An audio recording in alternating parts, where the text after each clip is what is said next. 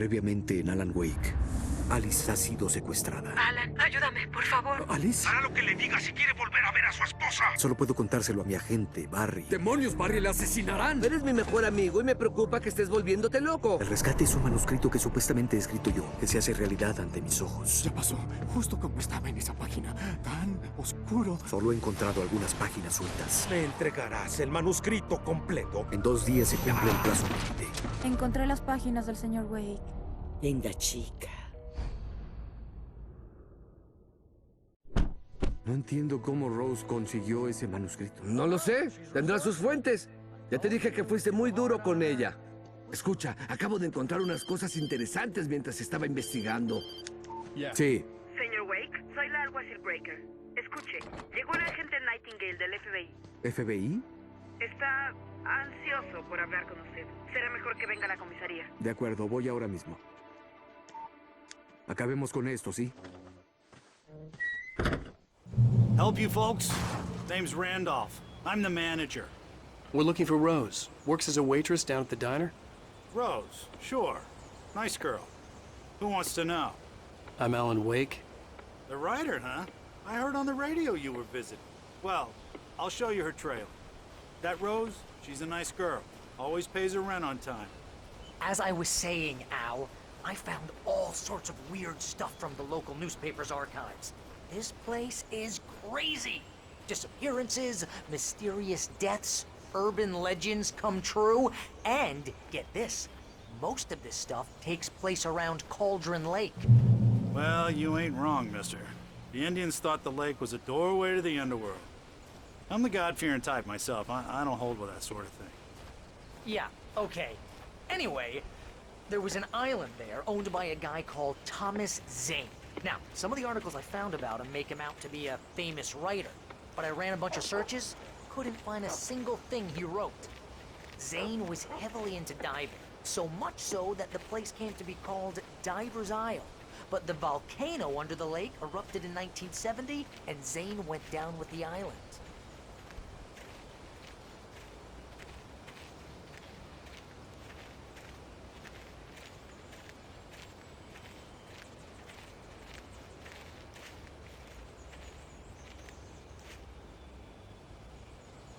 It gets better.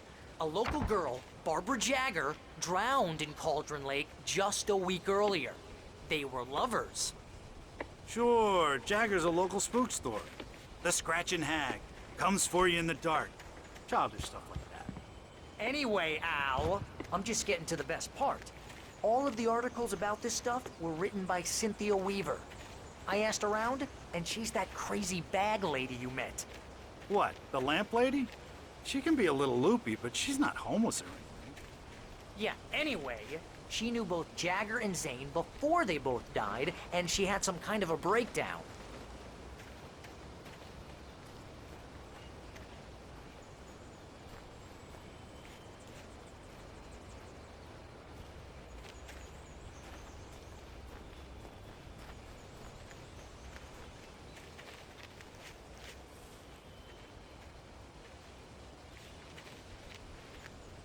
Well, mister, this here's Rose's trailer.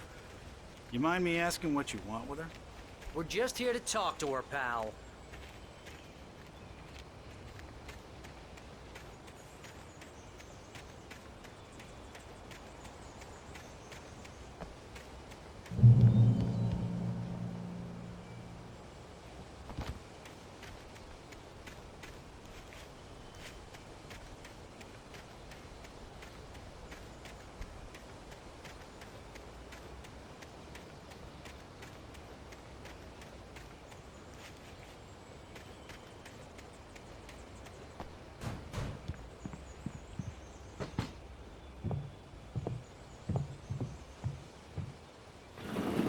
Welcome to... Oh dear. Mr. Wake. I'm so glad you're here. Rose, you have my manuscript? Oh. Oh yes. Yes. Please, come in.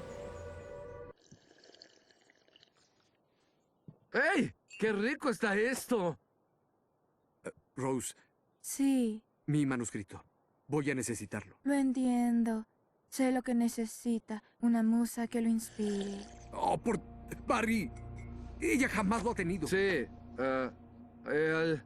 al que... ¡Barry! ¿Qué? Oh.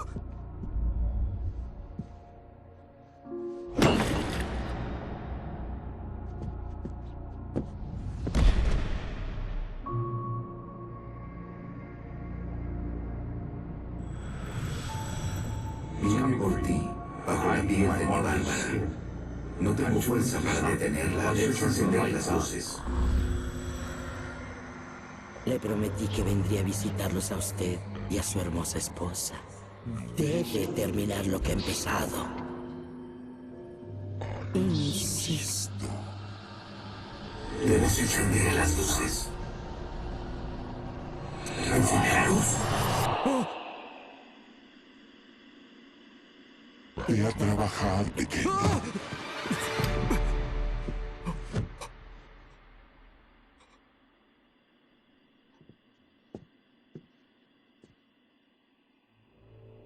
I felt nauseous, hungover.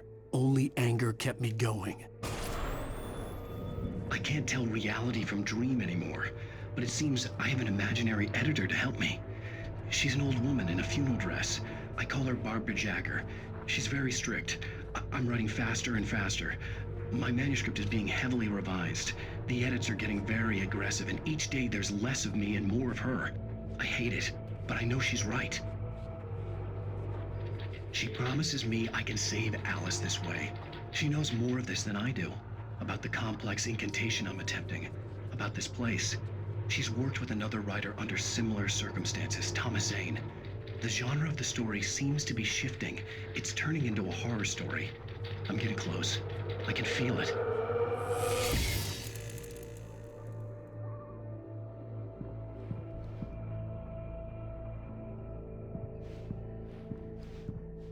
Rose took a day from me. I had less than 12 hours left to meet the kidnapper. All I could do was get Barry into the car, work something out once I got on the road. Welcome to the Oh Dear Diner. What can I get you today? Coffee? I couldn't work up much hate for Rose. Something had used her to get to me and left its mark. First refill is free. Milk and sugar on the counter there. Would you like to hear today's specials? Thank you. A nice day. Come back soon. Barry was out of it. He was way too heavy to carry. You're right. I deserve more money. I'm so handsome.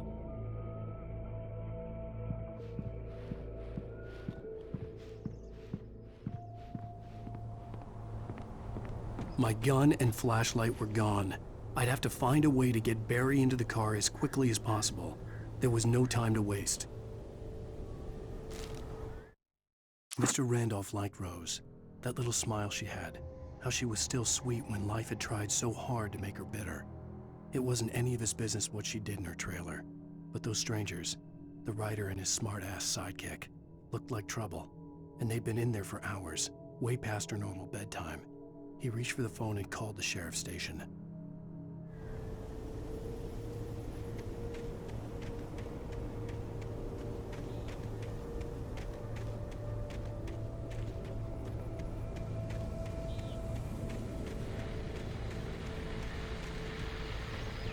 I just stepped outside to catch a breath of fresh air. Let me tell you, the weather's getting heavy. Nights like this make me especially glad I'm here talking to you and not home in bed. Once the weather takes a turn like this, I can't sleep at all. It's all tangled bed sheets and dark thoughts, punctuated by the occasional plunge into nightmare. Is it just me?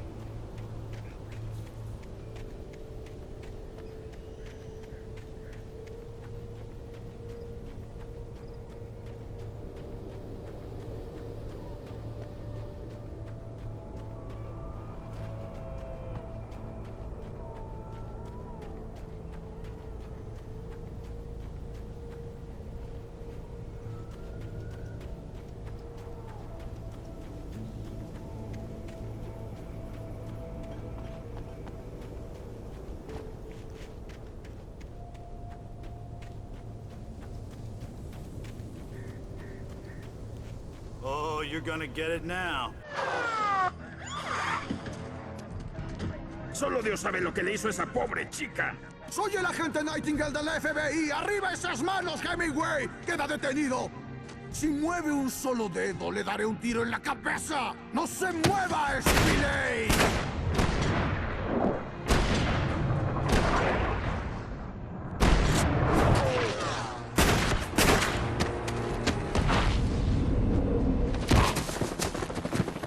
¿Qué haces? ¿No viste que estaba parado aquí, imbécil?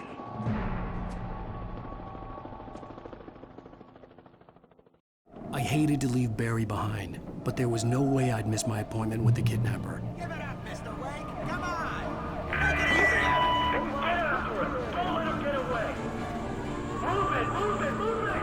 I'm running John. Let him get away.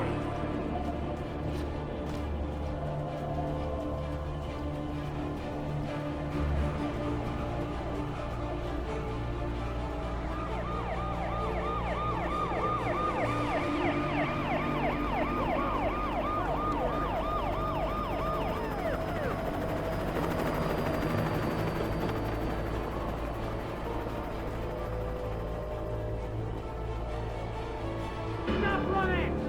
There he goes! Keep your eyes peeled. He's gonna try to make it through here. Oh, damn.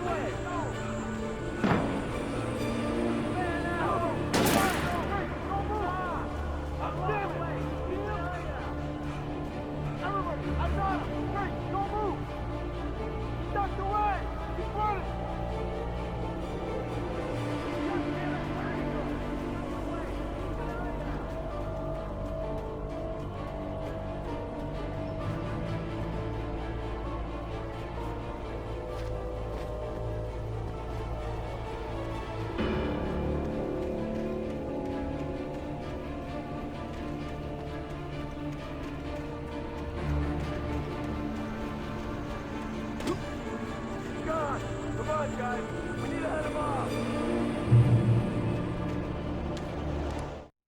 For decades, the darkness that wore Barbara Jagger's skin slept fitfully in the dark place that was its home and prison.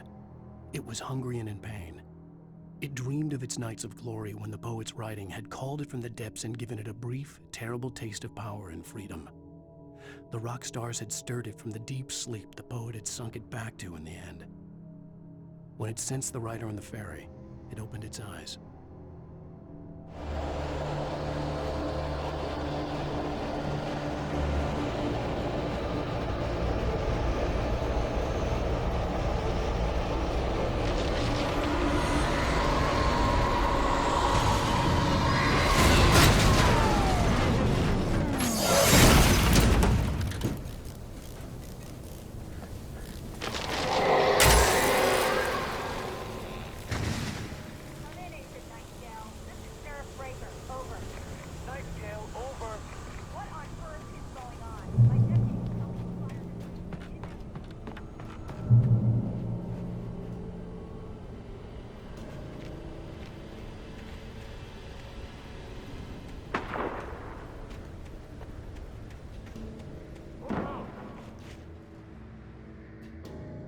Search the area.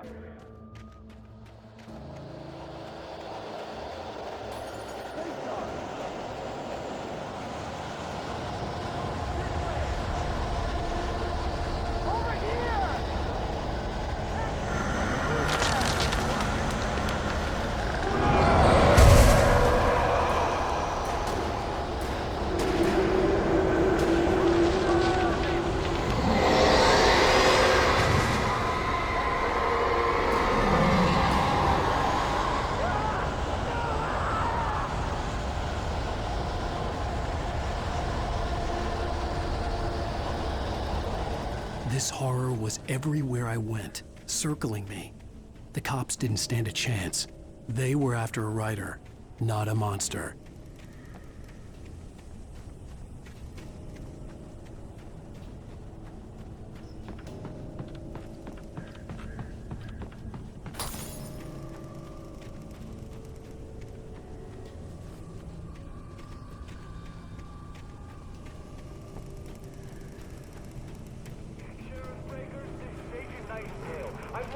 contact with Winston than you assigned to me.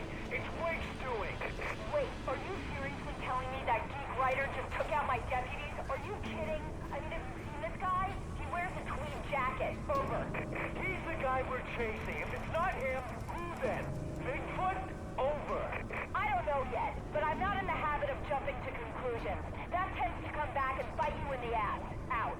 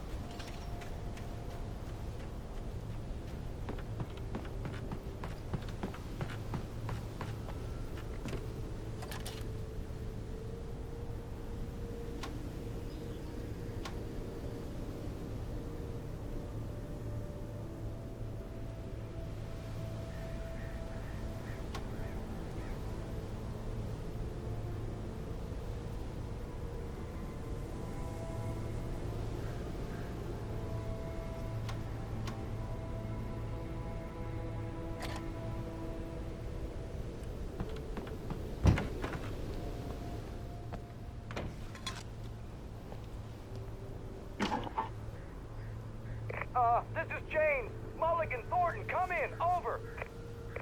Thornton here. James, we got both Wheeler and Rose in custody. They didn't put up a fight or anything. Why, they were... Hey, Mulligan, what are you doing? Come on. Sit down and give me that. Jane, Mulligan here. Over. Go ahead, Mulligan. Over. We got Wheeler and Rose here. Wheeler's drunk or hopped up on something. Speaking of which, that Fed had a pretty distinctive whiff of Otis Scotch about him, you know what I mean. Over. I don't have anything on that, Deputy Mulligan. Over. Well, whatever. Anyway, Rose is just being plain weird here. You better get Doc in to take a look at both. Over. Gotcha. You better get them here quickly. The, Fed's gonna want to interview Wheeler. Over. Oh, yeah, I'll bet he does. Looks like they have a lot in common. Mulligan out.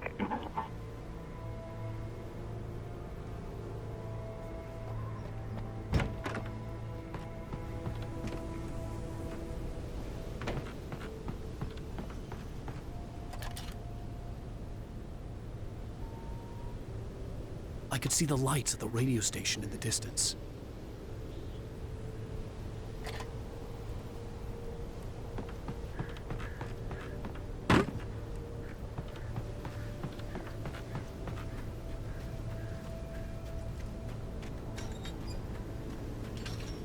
I imagined that the broadcast tower in the distance was part of the local radio station. Maine seemed like a decent guy. Perhaps he could give me directions to the coal mine.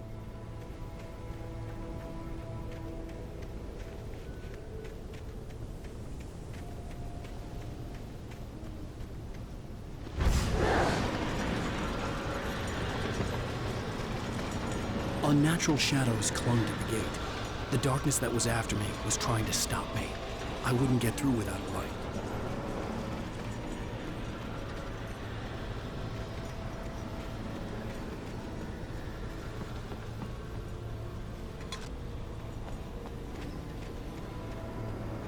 There was no power to the searchlight.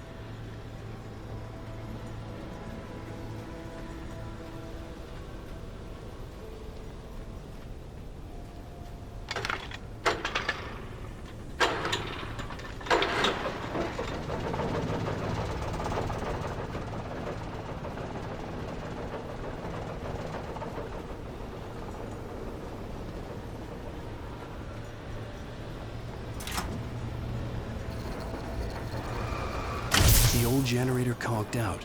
I'd have to see if I could fix it and try again.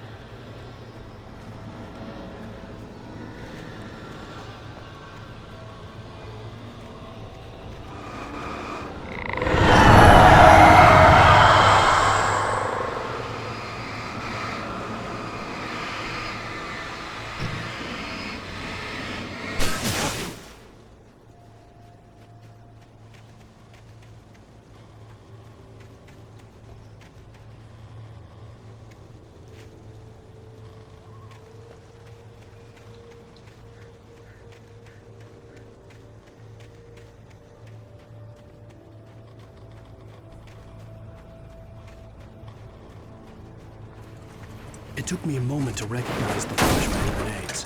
They were an ideal weapon for my situation. Team 1, come in. Over. Team 1, this is Sheriff Breaker. Report. Over. Team 2, come in. I need a report. Over. Come on, guys. Talk to me. Come in, please. Over.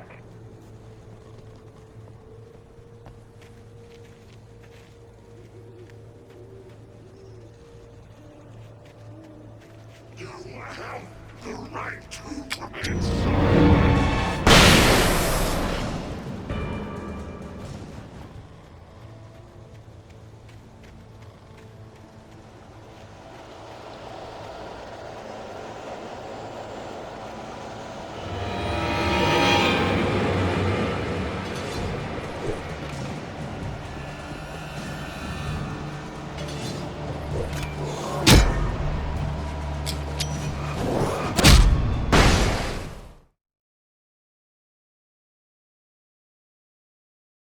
Talk to me.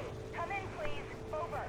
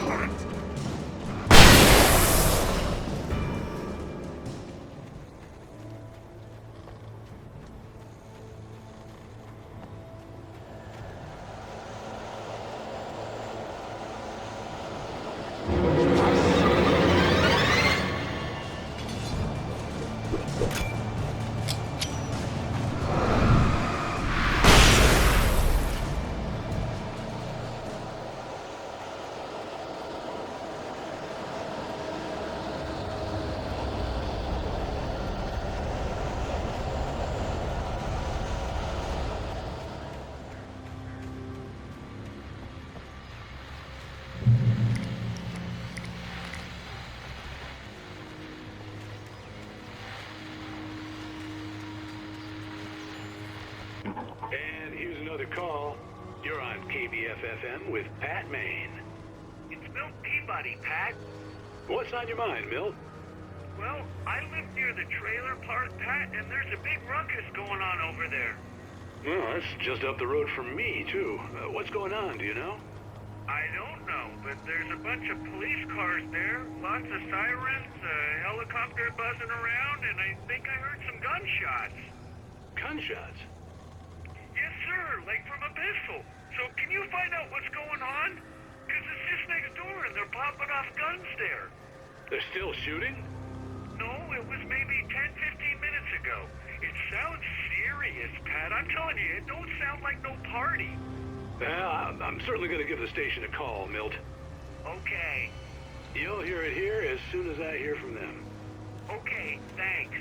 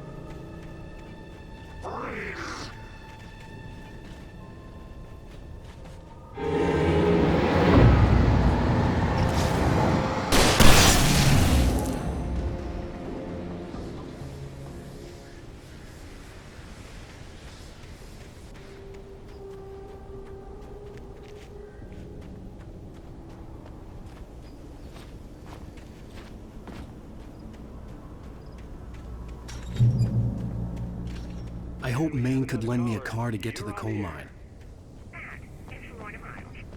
Oh, why, hello, Lorna. What do you have for us?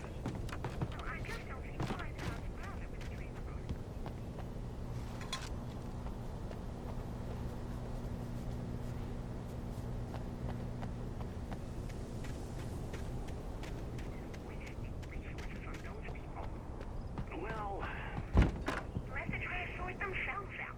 I'm sorry, but my granddaddy first was bright balls in 1911. well, thank you very much for that passionate viewpoint, Lorna. Oh, here's a little surprise. The famous writer Allan Wake just walked in. Folks, I'm going to see if I can talk him into an interview. Come on in, Mr. Wake. Ah, me alegro que haya tenido tiempo para esto, señor Wake. ¡No irá a ningún lado, Dan Brown!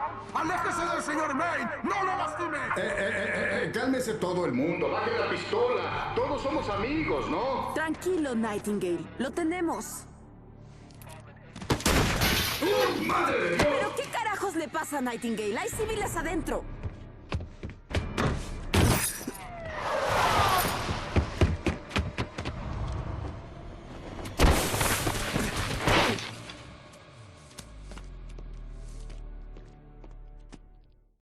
I'll get you yet, even if it kills me. You hear me?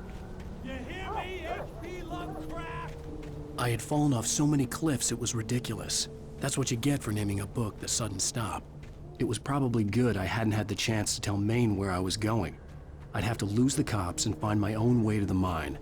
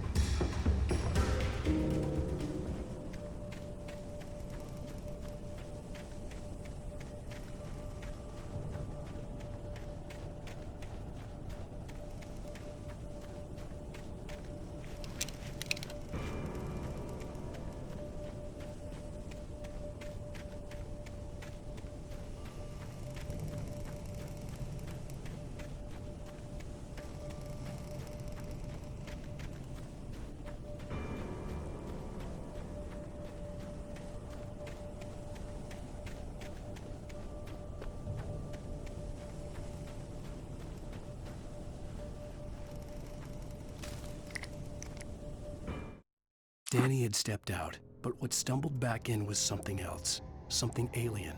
A monster. Walter tried to kill it, first with his fists, then a chair. It wouldn't die. Instead, it kept coming, unaffected by the beating it had taken. After Walter managed to kick it down the cellar stairs, fear took over. He ran, got behind the wheel, gunned the engine. The booze wouldn't make him forget, but he knew he had to try.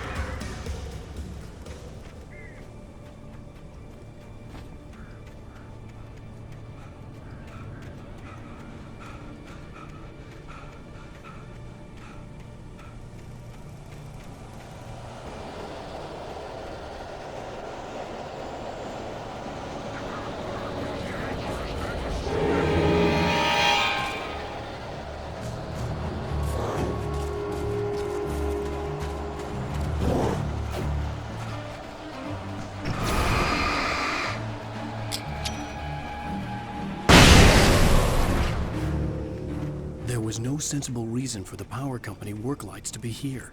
It was almost as if they'd been left for someone like me to use.